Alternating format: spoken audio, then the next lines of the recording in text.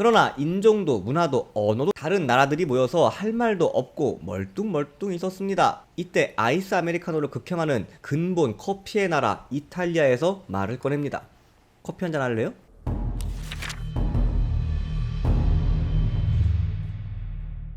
1945년 독일과 일본의 항복으로 끝난 세계 2차 대전, 미국과 영국, 프랑스, 소련, 중국 등으로 구성된 연합국은 승리했죠. 이 영상을 보시는 분들이 태어나기도 전에 일어났던 전쟁이지만 우리는 아직도 이 전쟁의 영향을 받으며 살고 있습니다. 미국은 전 세계 패권국으로 우뚝 섰고 전 세계에서 통하는 공용어는 영어, 기축 통화는 달러로 고정되어 있습니다.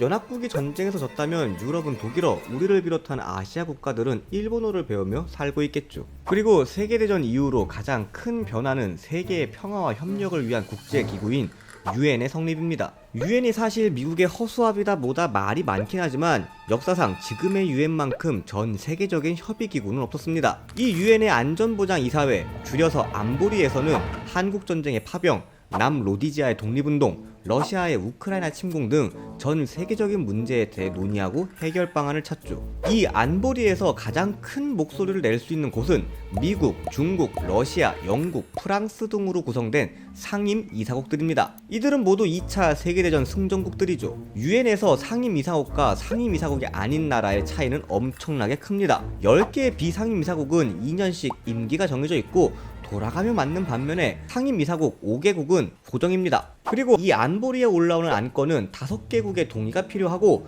결의에 대해 거부할 수 있는 거부권도 가지고 있죠. 상임이사국 한 곳이라도 이 안건에 반대하면 통과되는 것은 거의 불가능합니다. 비상임이사국은 안건의 절차사항 정도만 협의하는 들러리 역할입니다. 유엔 사무총장은 이들 나라가 아닌 곳에서 선출하는 관례가 있고 상임이사국의 눈치를 봐야 합니다. 우리나라 반기문 총장도 그런 케이스죠. 이 사무총장의 지위는 높지만 그렇다고 상임이사국에 반대하는 의견을 낼 수도 없고 사실상 상임이사국의 바지사장 느낌이죠. 아무튼 이렇게 막대한 권한을 가진 상임이사국이 되고 싶어서 그 자리를 노리는 국가들이 몇 있습니다. 독일, 일본, 인도, 브라질, 흔히 G4라 불리는 국가들이죠. 독일이야 GDP 순위 3위이며 유럽연합의 중추적 역할을 맡고 있는 강대국입니다. 독일의 재정적, 행정적 지원이 없으면 EU는 흔들릴 수밖에 없죠. 우리 없으면 유럽 힘들어. 일본도 GDP 4위의 강대국입니다. 유엔에 내는 부담금은 30년간 미국에 이어 2위를 하다가 최근에 중국에 밀려 3위입니다. 당연히 외교적인 파워도 강하고요.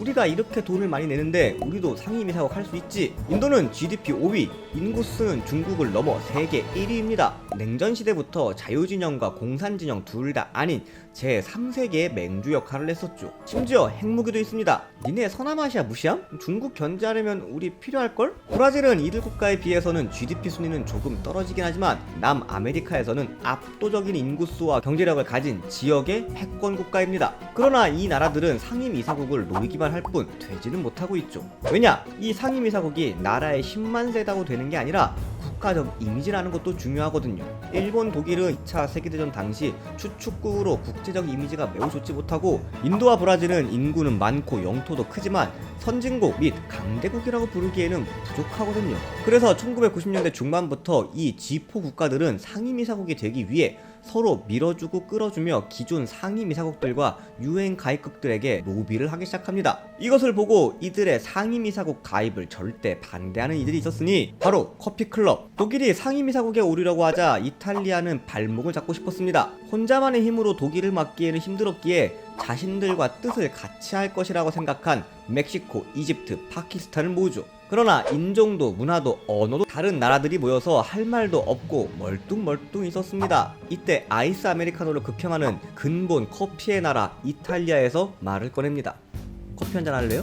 그러고 대화의 물꼬가 트이며 반대를 위한 협의가 시작되면서 이 모임이 커피클럽이라고 불리웁니다. 정식 명칭은 Uniting for Consensus, 합의를 위한 협의라는 뭔지는 모르지만 간지나는 의미죠. 내심 아프리카에서 상임이사국이 나오면 내가 되겠지? 라고 기대하던 이집트가 빠지고 G4의 상임이사국 진출을 반대하는 많은 나라들이 가입하기 시작합니다. 대표적으로는 대한민국, 아르헨티나, 스페인, 캐나다 등이 있죠. 지도를 보면 이해하기 쉬워집니다. G4의 인접국가이거나 사이가 좋지 못한 나라들이죠. 우리나라는 당연히 일본을 반대하기 위해 가입했습니다.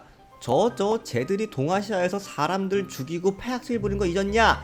내가 겪었는데 이탈리아, 스페인은 독일을 반대하기 위해서 가입했죠. 표면적인 이유로는 이미 서유럽에 영국, 프랑스가 상임 이사국으로 있는데 하나 더 생기면 지역 간 불균형이 너무 심하지 않냐? 라는 거지만 그냥 독일의 입지가 더 커지는 게 꼴보기 싫은 거죠. 멕시코, 아르헨티나, 콜롬비아는 브라질을 견제합니다. 우리나라 입장에서야 지구 반대편에 있어서 느낌이 잘 오지 않지만 브라질은 남미 대륙에서 상당한 깡패 국가입니다. 가지고 있는 덩치와 인구, 자원 등으로 옆에 있는 나라를 압박하죠. 그리고 스페인어를 쓰는 남미에서 혼자만 포르투갈어를 쓰며 계속적인 사소한 갈등이 있습니다. 인도의 상임이사국을 반대한 나라는 파키스탄과 튀르키예입니다. 파키스탄이야 나라의 성립부터 꾸준히 갈등을 가지고 있었고 서로 싸우려고 핵무기까지 만든 대표적인 앙숙 국가입니다. 오죽하면 기싸움 하느냐고 군무교직 때 힘 빡 줘서 하잖아요. 근데 튀르키예는 왜? 꽤 멀리 떨어져 있는 인도를 반대하는 이유는 무슬림의 권익 증진이라는 목표도 있습니다. 사실 이슬람은 기독교 다음으로 세계에서 신도가 많은 종교입니다. 그러나 상임이사국 5개국 중 일본을 제외하고는 다 기독교 국가죠. 무슬림 국가가 하나도 없는데 어디 인도 같은 국가가 먼저 들어가려고 하냐? 뭐 이런 이유입니다. 아니 그럼 캐나다는? 여기는 어느 국가를 특정해서 반대한다기보다는 그냥 상임이사국이 확대되는 것 자체를 반대합니다. 이 커피클럽은 처음에 자신들이 싫어하는 나라에 반대해서만 움직였습니다. 사실 우리나라 입장에서 브라질이나 인도가 상임이사국이 되든 말든 뭐 별 상관없죠. 아르헨티나가 일본이 어찌되든 별 관심 없는 것처럼요.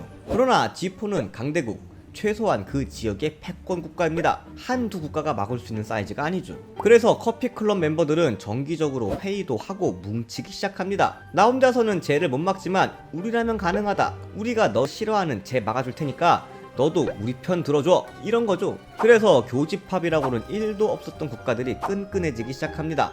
적의 적은 친구죠. 그리고 커피클럽에 참여는 안 했지만 간접적으로 커피클럽을 서포트하는 40여 개의 국가들도 힘을 보태면서 G4는 상임이사국이 되지 못하고 있습니다. 이번에도 다 아시는 얘기 봐주셔서 감사합니다. 지식과 정보를 관찰하는 지식미어캣이었습니다.